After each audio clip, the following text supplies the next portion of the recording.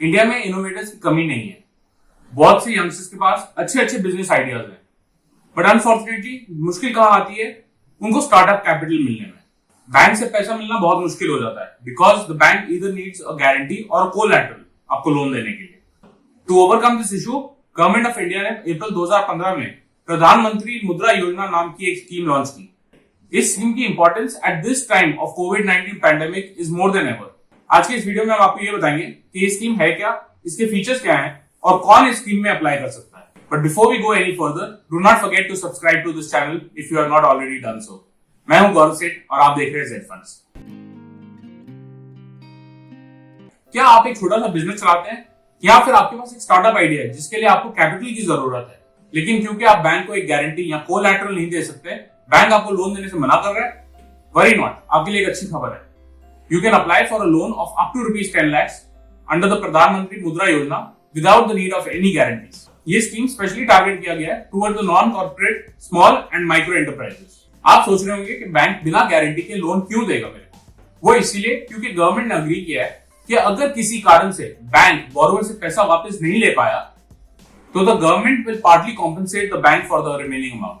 As a borrower आप ये loan अपने एग्जिस्टिंग बिजनेस को एक्सपैंड करने के लिए ले सकते हैं या फिर अपने वर्किंग कैपिटल नीड्स को मीट करने के लिए ले सकते हैं। फॉर एग्जाम्पल, अगर आप एक नई मशीन लगाना चाहते हो या फिर कोई नए प्रोडक्ट या लाइन के लिए कुछ रॉ मटेरियल खरीदना चाहते हो तो you can use this loan. आप एक मुद्रा योजना लोन के लिए तब भी अप्लाई कर सकते हैं अगर आप एक स्टार्टअप है और आपको इनिशियल कैपिटल की जरूरत है, जैसे कि फॉर बाइंग कंप्यूटर्स या ऑफिस स्पेस रेंटल के लिए आपको पैसों की जरूरत पड़ सकती है। आप इस लोन के लिए एज एन इंडिविजुअल अप्लाई कर सकते हैं या फिर you can apply in the name of A proprietorship firm, partnership firm या फिर कंपनी से भी अप्लाई किया जा सकता है। लेकिन ध्यान रहे, this scheme is not open for farmers. किसानों के लिए और बहुत सारी योजनाएं हैं जिनका वो फायदा उठा सकते हैं, जैसे कि पीएम किसान सम्मान निधि योजना, किसान उन्नति योजना या फिर किसान क्रेडिट कार्ड स्कीम, जिसके बारे में हमने एक डिटेल्ड वीडियो की है जो आप यहाँ देख सकते हैं। इस स्कीम में जो लोन मिलता है उस पर जो इंटरेस्ट रेट हमको पे करना पड़ता है उसकी अगर बात करें तो that differs from bank to bank और टाइम टू टाइम पर भी डिफर करता है कि लेंडिंग रेट्स चल क्या रहे हैं मार्केट में। अगर हम करंट रेट्स की बात करें तो एक मुद्रा योजना लोन 8 से 10% के रेट्स पर मिल जाता है। अंडर स्पेशल कंडीशंस इस इंटरेस्ट रेट पर 2% का सबवेंशन भी है, यानी गवर्नमेंट की तरफ से 2% का छूट मिलता है on the interest rate. Prime minister मुद्रा योजना के लोन्स 3 सब स्कीम्स के अंडर दिए जाते हैं। शिशु योजना, जिसमें कि 50,000 रुपए तक के लोन्स कवर होते हैं।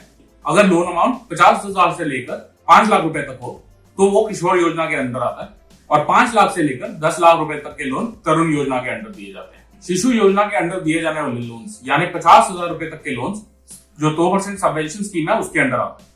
इसके साथ साथ शिशु और किशोर योजना के अंडर दिए जाने वाले लोन्स पर कोई प्रोसेसिंग फीस भी नहीं है।